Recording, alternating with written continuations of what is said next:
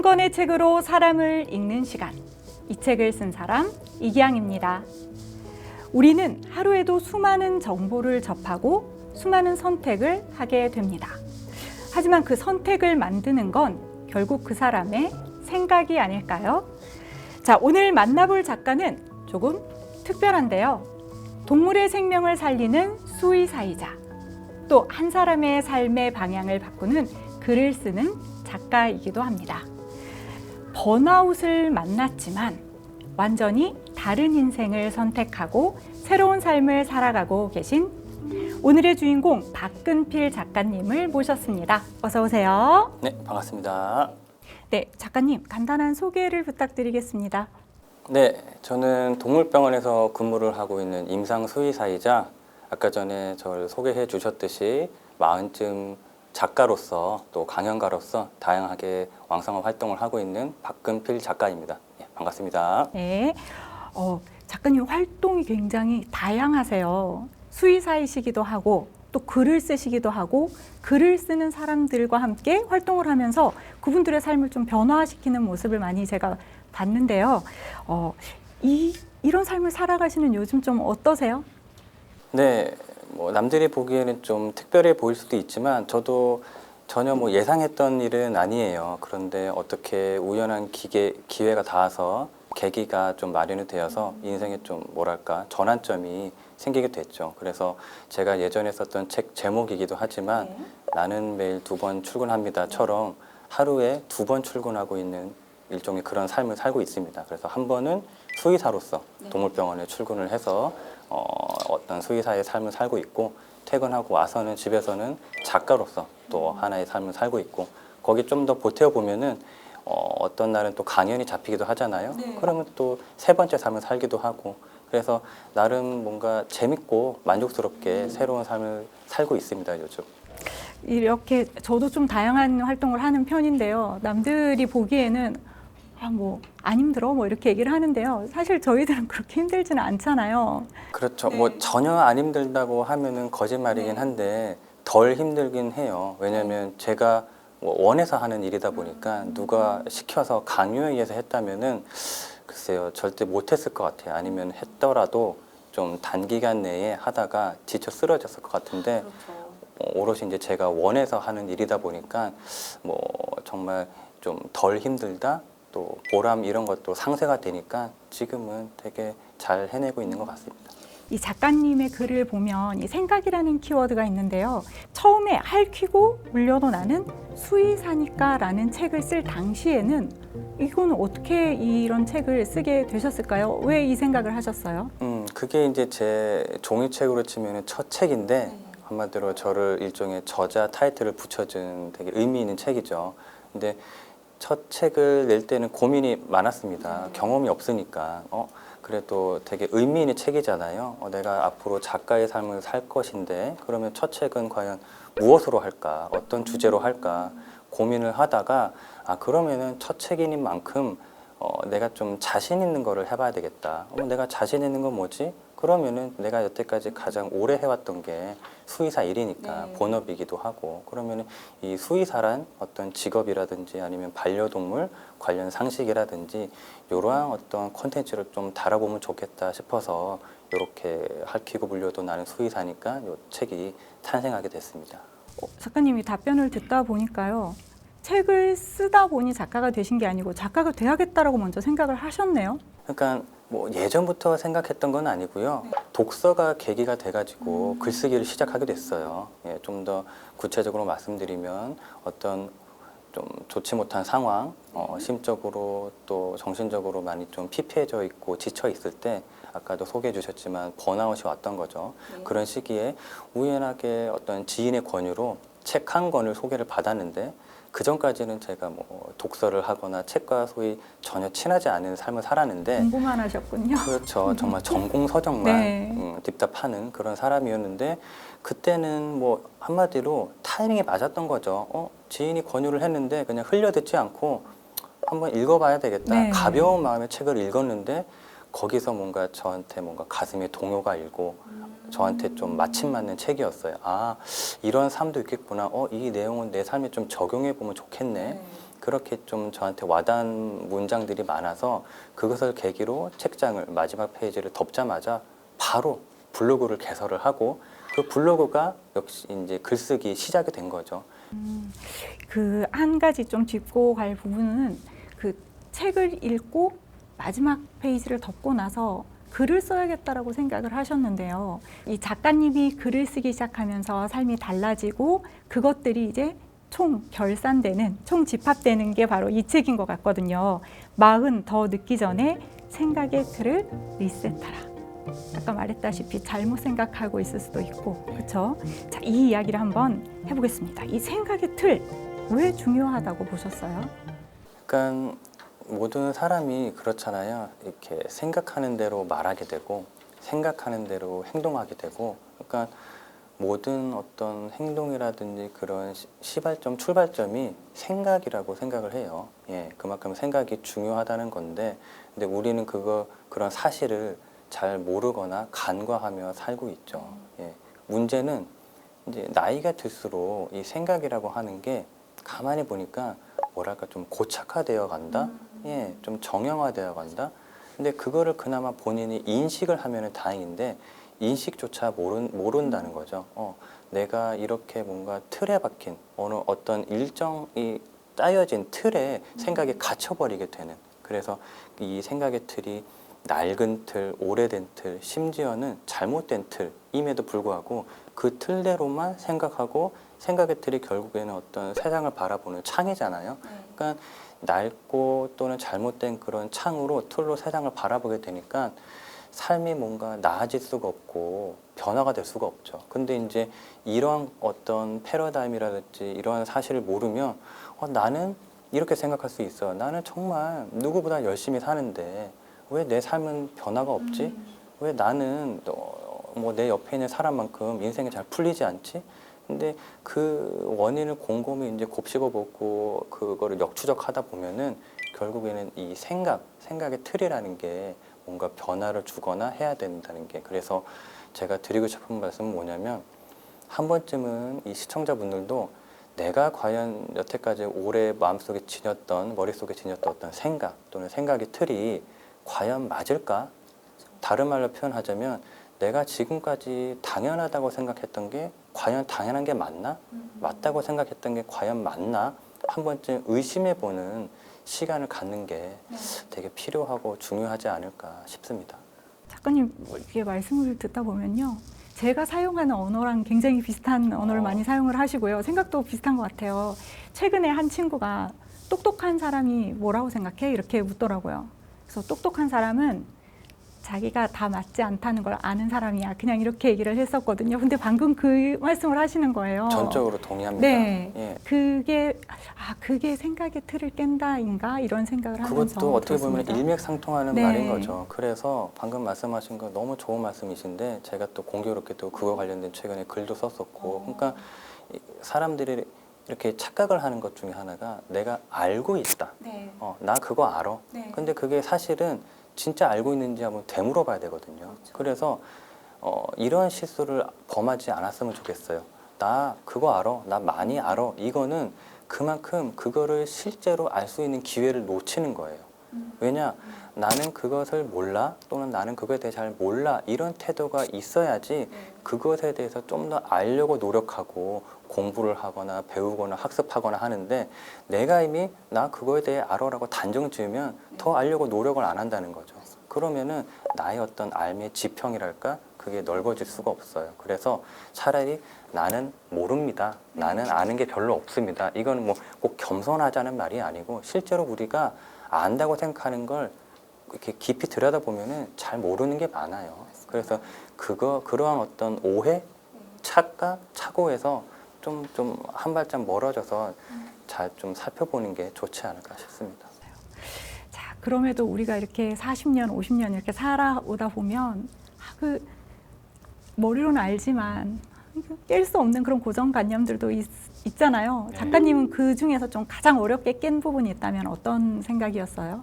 이게 참 어려운 질문이세요. 왜냐하면 너무 많아서 그리고 어느 하나 정말 중요하지 않은 일종의 고정관념이랄까 편견이랄까 그게 많은데, 그리고 아까 말씀하셨던 그런 것들을 위주로 뭐 40 그 책을 네. 썼던 건데 그래도 굳이 하나를 꼽으라고 한다고 하면은 책에도 담은 어떤 하나의 꼭지이긴 하지만 나 자신을 먼저 챙기는 게 이기적이다. 이거에 대한 어떤 고정관념을 많이 갖고 산다는 거죠. 근데 저 역시 그랬어요. 지금도 뭐 그것으로부터 완전히 자유롭다고 말씀을 못 드리는데 그런 어떤 고정관념을 깨려고 많이 노력하고 있죠. 그래서 우리나라가 뭐 거슬러 올라가서 유교 문화가 강하고 어떤 예의, 도덕 그런 것들이 좀 많이 타이트하고 좀 강화된 어떤 교육 방식이라든지 네. 문화가 자리 잡다 보니까 다른 사람을 도와야 된다. 특히나 뭐 가족이라든지 친척이라든지 친구라든지 지인, 남부터 챙겨야 된다. 그게 저기 뭐랄까 미덕, 미덕으로 당연한 네. 거 그리고 미덕이고 그게 너무나 바람직하고 그렇게 살아야 된다고 일종의 공식화되어 있잖아요. 그게 저는 뭐 물론 나쁘다고 말씀드리는 건 아닙니다. 근데 그게 꼭 과연 그렇게만 할까라고 한 번쯤은 물음표를 던져볼 필요가 있다는 거죠. 그래서 한 발짝 더 나아가서 과연 나를 이렇게 내팽겨치고 내가 후순위로 밀리면서까지 그렇게 하는 게 과연 옳은 걸까? 근데 그 질문에 대해서 곰곰이 생각을 해보다 보니까 저는 나름의 결론을 내린 게 아니다 또는 아닐 수도 있겠다라는 결론을 내린 거죠. 뭐 책에서 담은 내용이긴 하지만 뭐 예를 한번 들어보면은 네. 비행기에서 여러 가지 비행기를 우리가 탔을 때 위급 상황, 응급 상황 시에 우리가 대처해야 될 그런 행동 요령들을 안내를 해주잖아요. 그 중에 하나가 어떤 위급 상황이 생겼을 때 산소 마스크가 내려오면은 위에서 이제 내려오면은 자기부터 먼저 쓰고 그 이후에 다른 사람을 챙겨라 돌봐주라 이런 안내 멘트가 나오는 걸 아마 기억을 하실 거예요. 그게 뭐 괜한 얘기가 아니거든요.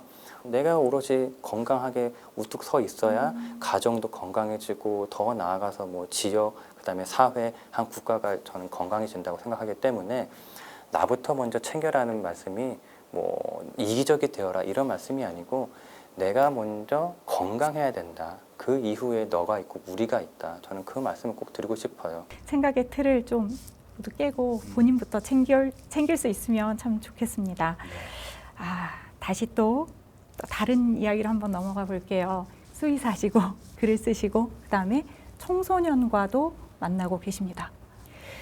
저도 조금 실질적인 교육의 그런 중요성에 대해서 많이 생각을 해왔거든요. 사실은 아이들이 수의사라는 직업에 대해서 궁금하면 그런 각종 그 잡사이트에 있는 정보를 보죠. 그럼 뭐 평균 뭐 몇 시간 정도 일하고 연봉은 얼마고 어떤 과를 나와야 되고 이게 다인데 사실은 이 수의사가 되면 너는 해외여행 포기해야 돼. 뭐 이런 것에 대해서 정보가 없잖아요. 그렇죠. 이거는 실제로 그 사람을 만나야만 하는 거고 또 사회복지사가 사람들을 만나서 이렇게 손을 잡아주고 이런 것만 아이들이 상상을 했는데 엄청난 서류와의 전쟁이라는 거를 모르거든요.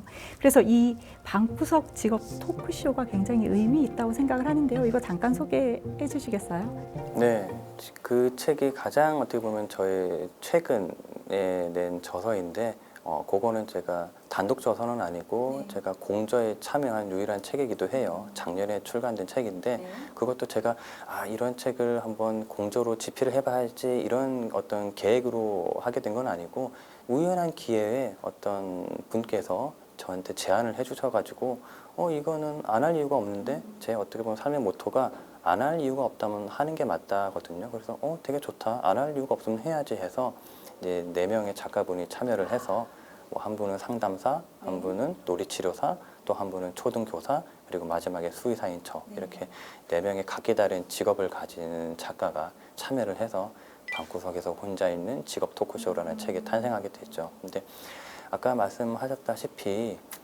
직업에 대해서 알 수 있는 방법이 요즘에는 워낙 간편하고 많기도 하고 쉽죠. 뭐 인터넷 어떤 서칭도 있을 거고 하다못해 요새는 다들 아시다시피 다양한 인공지능 툴이 있잖아요. 그냥 말 그대로 질문만 던지면은 쭉쭉쭉 나오는데 수의사에 대해서 궁금해하는 학생들이라고 하면은 네이버가 됐건 구글이 됐건 아니면 인공지능에게 수의사는 뭐 하는 일이야? 뭐 물으면은 어느 정도 정답이 없겠지만 어느 정도 어떤 정해진 틀에 짜여진 정보는 준다는 말이죠. 근데 그 이면까지는 주지 못한다는 거죠. 그 그 이면이 되게 중요한데 어떤 이 사람의 경험이 토대로 된 예, 또는 약간의 밝은 면 뒤에 있는 그늘진 모습 이런 것까지도 좀 알려줄 필요가 있는데 그거를 모른 채 그 직업에 대해서 선망하거나 환상을 갖거나 하면은 그거를 모르는 상태에서 자기가 그 직업을 갖게 되었다고 하면은 되게 많이 당황스럽거나 곤란함에 처해질 수 있습니다. 그래서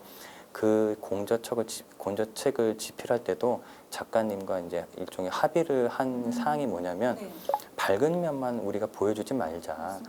너무 또 청소년 이렇게 독자층이 성인이 아니고 청소년이다 보니까 너무 좀 진하게 어두운 면을 보여주는 거는 좀 그렇지만은 어느 정도 좀 정제된 수준 안에서는 약간의 좀 현실적인 모습, 약간의 다소 어둡거나 부정적인 모습도 아울러서 좀 보여주자. 그렇게 해서 좀 그 책을 집필하게 되었죠. 이 다음 질문에 대한 답이 오늘 계속 많이 나오고 있는 것 같아요. 이 작가가 되시기 전에 본업이 수의사이신데 청소년들이 수의사를 꿈꿀 때 꼭 알아두면 좋을 부분.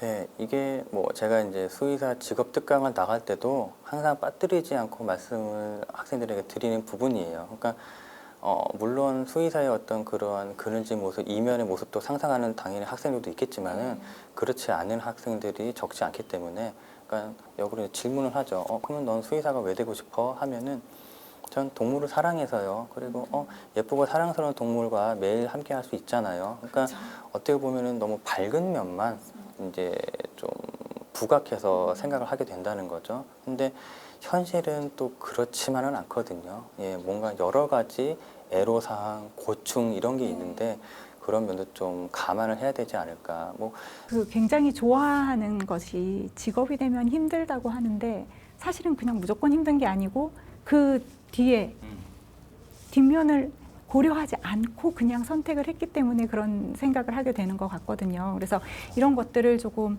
많이 알려주면 좋을 것 같고요. 또 지금은 사실은 직업을 한 개만 갖고 살아가는 사람이 점점 없고 꼭 청소년뿐만이 아니라 청년, 30대, 40대도 얼마든지 직업을 바꿀 수 있기 때문에 이런 정보를 주는 책이나 콘텐츠가 좀 많이 활성화가 됐으면 좋겠다는 생각을 하면서 들었습니다. 아, 너무 재밌는데요. 마지막 질문의 시간입니다. 아마 많은 분들께서 사실은 10대는 10대 나름의 또 고민이 있고 20, 30, 40, 50 계속 고민이 많아요. 지금 나 지금 여기서 뭐 하고 있지? 이런 생각으로 답답한 분들에게 한 말씀 부탁드리겠습니다. 네, 뭐 저 역시 그러한 시절을 지나왔고 지금도 그런 어떤 답답함이 전혀 없다고 말씀드릴 수가 없어요. 예, 다 이거는 상대적인 거고 그때그때 다르고 사람마다 다를 뿐이지 정도의 차이만 있을 뿐이지. 근데 이런 말씀을 드리고 싶어요. 저도 그러한 어떤 경험이 있는 사람으로서 그리고 어떻게 보면 제가 또 의료 쪽에 뭐 인위 쪽은 아니지만 일을 하다 보니까 약간의 사고방식이 뭔가 답답함을 느낀다 하면은 일단은 원인을 한번 찾아보자는 거죠. 즉 프로세스를 진단, 그다음에 해결 이런 순으로 한번 접근을 해보는 게 좋지 않을까. 좀 더 부연 설명을 드리면 나 요즘 너무 답답해. 뭔가 좀 일이 잘 안 풀리고 뭔가 좀 삶이 힘들어. 피곤해. 그러면은 왜 그럴까를 좀 곰곰이 곱씹어 볼 필요가 있다는 거죠. 그 이유가 뭘까? 예. 그러면 물론 항상 이유가 튀어나오거나 이유가 알 수 있거나 그렇진 않아요. 오히려 그렇지 않은 경우가 더 많을 거예요. 하지만 그럼에도 불구하고 그 이유에 대해서 알려고 노력하는 그 시도는 필요하다는 거죠. 그래서 나 그러면 요즘 왜 이런 감정을 느끼지? 왜 답답하지? 이래서 그런가? 저래서 그런가?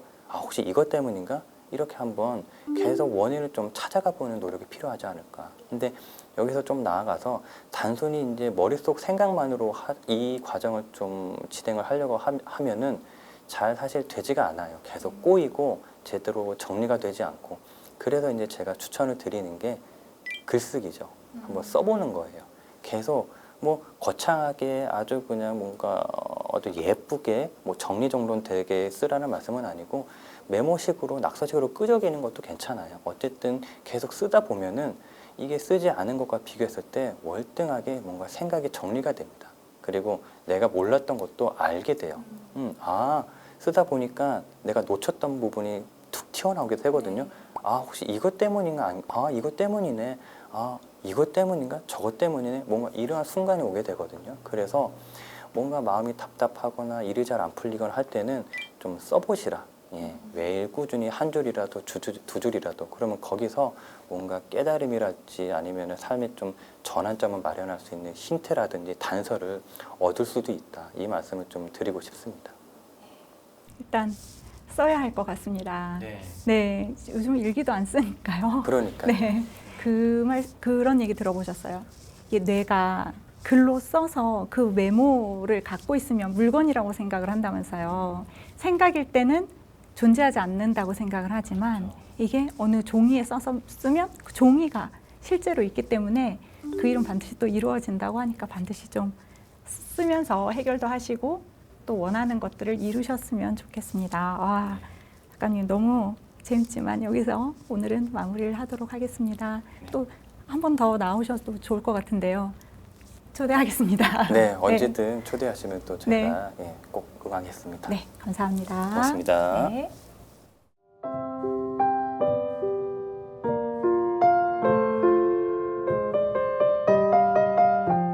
저는 성장을 크게 두 가지로 생각을 합니다. 첫 번째는 내적 성장인데요. 일종의 뭐랄까 마음의 크기, 마음의 그릇이라고 생각을 해요. 그래서 여기에는 두 가지가 포함이 됩니다. 첫 번째는 어떤 나를 돌보는 시선이 나로 향해 있죠. 그래서 나에 대해서 생각을 하게 되는 나의 감정은 어떻고 내가 요즘 잘 살고 있는지 나에 대해서 세심하게 살피는 그러한 어떤 것이 있고요. 두 번째는 남에 대해서 생각을 하고 뭔가 돌보게 되는 남한테 오늘 얼만큼 배려를 했는지 남한테 다정한 말을 했는지 친절한 말을 했는지 이런 식으로 뭔가 나와 남을 잘 돌보는 게 점점 늘어나고 있다. 거기에 대한 어떤 내가 세심히 챙기고 있다. 그럴수록 저는 내적으로 성장을 하고 있다고 생각을 합니다. 두 번째로는 많은 사람들이 흔히 생각하는 그 성장인데요. 저는 그것을 외적 성장이라고 표현하고 싶어요. 그래서 흔히 말하는 어떤 눈에 보이는 가시적인 성과죠. 퍼포먼스라고 표현할 수도 있겠고 어떤 결과물이라고 표현할 수도 있겠고 예컨대 나는 어제보다 오늘 좀 더 글을 많이 썼어 또는 작년에 비해서 오늘은 이번 올해는 내가 좀 더 강연을 많이 했어 이런 식으로 좀 더 수치화할 수 있는 그러한 성장. 그래서 이 내적 성장과 외적 성장을 다 아울러서 저는 성장이라고 생각을 합니다. 그리고 여기에 꼭 하나 보태고 싶은 거는 개인적으로 뭐냐면 저는 어떤 글이라든지 말이라든지 할 때 항상 동반 성장이라는 거를 되게 강조를 드리고 사람들한테 좀 권유를 드리고 있어요. 무슨 말이냐고 하면은 나 자신만 성장하는 거에 그치지 않고 좀 주위 사람도 같이 성장하는 거를 좀 같이 도모해 보자 그런 게 필요하다고 생각을 해요. 그래서 저도 최근에 제 자신을 정의하는 일종의 수식어랄까 그런 것을 하나 만든 게 있는데 일종의 정체성이죠. 그래서 그로스 퍼실리테이터라고 제 스스로 어떤 정의를 내린 수식어를 하나 만들었거든요. 그거를 굳이 한국말로 표현하자면 성장 촉진자, 성장 조력자 정도 됩니다. 그래서 제가 삶에 있어서 어떤 의미랄까, 보람이랄까 느낄 때가 어느 순간이냐고 하면은 남의 성장을 좀 도와줄 때, 기여할 때, 공헌할 때 그럴 때 삶의 의미와 좀 보람을 느끼는 편이에요. 그래서 저는 동방 성장가로서 또는 그로스 퍼실리테이터로서 저의 성장뿐만 아니고 다른 사람의 성장을 좀 도와줄 수 있는 그런 사람이 되고 싶습니다.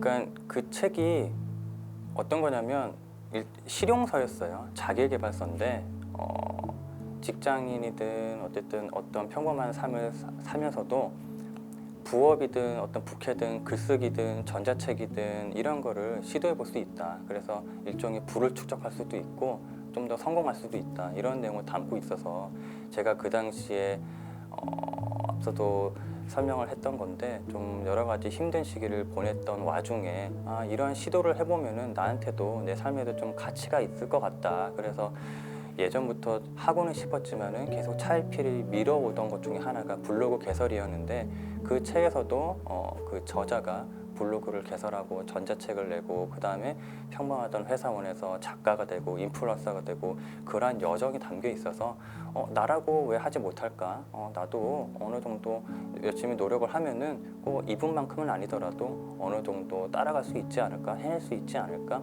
이런 생각이 들어서 하나 둘씩 따라서 이제 시도를 하게 됐고 그 일환 중에 하나가 독서, 글쓰기, 전자책, 책 쓰기 이런 식으로 제가 좀 활동을 하게 된 것 같습니다.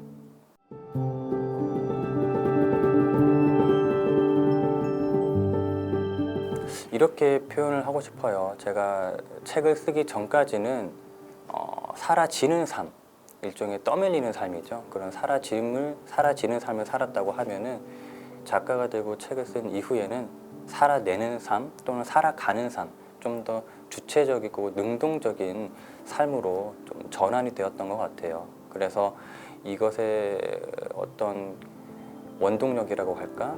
이것의 힘, 근원은 글쓰기인 거죠. 글쓰기. 쓰므로 인해서 제가 저에 대해서 더 잘 알게 됐어요. 메타인지라고 하잖아요. 그래서 나한테 이런 면이 있었네, 이런 가능성이 있었네, 나 이거 좋아하는구나. 나에 대해서 그전에는 뭐 생각하지도 않았지만은 그래서 몰랐지만은 글을 쓰면서 나에 대해서 더 생각하게 되고 더 잘 알게 되고 그래서 제 삶이 그 쓰기 전과 쓰긴 후로 확연하게 달라진 것 같아요. 그래서 시청자분들에게도 다시 한번 좀 강력하게 권장드리고 싶은 게 쓰는 삶을 좀 사셨으면 좋겠다. 꼭 저처럼 작가가 되라는 말씀은 아니에요. 그런데 하루 이틀 계속 나에 대해서 쓰고 그것이 쌓이고 꾸준히 반복되다 보면은 어느 순간 이게 나의 삶이 좀 좁혀있던 세계에서 더 크게 확장되는 그런 경험도 하게 될 거고 전혀 예상하지 못했던 어떤 기회, 좋은 기회와 연결도 될 수 있거든요. 여러분들도 처음부터 거창할 필요 없습니다. 오늘 책 한 페이지, 그다음에 어떤 느낀 점 한 줄 이런 식으로 차곡차곡 하루하루가 쌓이다 보면은 여러분의 삶, 그다음에 여러분 자체가 바뀌지 않을 수가 없습니다. 그래서 매일 쓰고 매일 읽고 쓰는 그런 삶을 사셨으면 좋겠습니다. 우리는 늘 새로운 삶을 꿈꾸지만 그렇게 하지 못하는 이유는 방법을 못 찾아서가 아닙니다. 어쩌면 생각을 바꾸지 못했기 때문일 수도 있는데요. 자, 오늘 만날 박금필 작가님은요, 삶의 변화는 그 생각의 틀을 깨는 것에서 시작한다고 말합니다. 그 단 한 번의 질문, 왜 나는 이렇게 살고 있지? 스스로에게 한번 질문해 보면 어떨까요? 자, 여러분의 생각은 어디에 머물러 있습니까? 한 권의 책과 함께 한 사람의 이야기를 듣는 시간, 이 책을 쓴 사람. 오늘은 여기서 마무리하겠습니다. 다음 시간에도 더 좋은 책, 더 좋은 사람과 다시 찾아오겠습니다. 시청해 주셔서 고맙습니다.